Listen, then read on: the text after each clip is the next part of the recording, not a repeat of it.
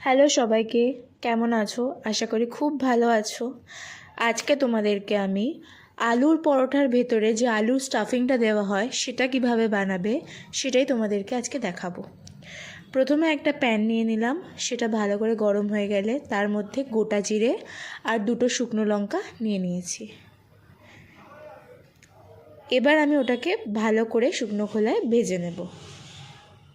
ভালো করে এবার জিরে আর লঙ্কাটা ভাজা হয়ে গেলে আলাদা পাত্রে তুলে রাখবো।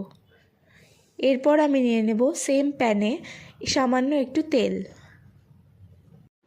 তেলটা ভালো করে এবার গরম হয়ে গেলে তাতে দিয়ে নেব গোটা জিরে এবং কুচিয়ে রাখা কাঁচা লঙ্কা, আর তার সাথে ভালো করে ভাজা হয়ে গেলে দিয়ে দেব সামান্য কস্তুরি মেথি। এই সব কিছু ভালো করে একবার মিশিয়ে ভালোভাবে ভেজে নিতে হবে।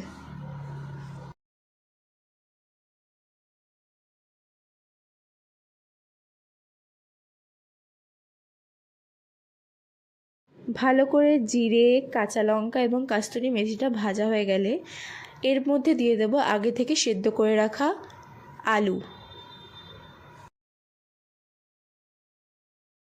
আলুটা এবার কিন্তু ভালো করে এই মশলাগুলোর সাথে মিশিয়ে নিতে হবে আর সামান্য একটু ভাজা ভাজা করে নিতে হবে। আমি প্রথমে ভেজে রাখা শুকনো লঙ্কা আর জিরেকে ভালো করে গুঁড়ো করে নিয়েছিলাম।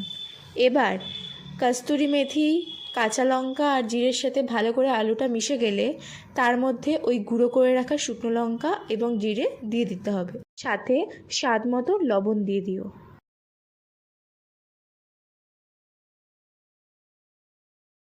এরপর সব কিছু খুব ভালো করে কিন্তু মিশিয়ে নিতে হবে। তোমরা দেখতে পাবে লাস্টে ভাজা মশলাটা দেওয়ার ফলে পরোটাটা খুব সুন্দর খেতে হবে আর এর স্মেলটাও কিন্তু খুব ভালো হবে। তোমরা কিন্তু অবশ্যই খেয়ে দেখো এবং বলো আমাকে কেমন লাগলো।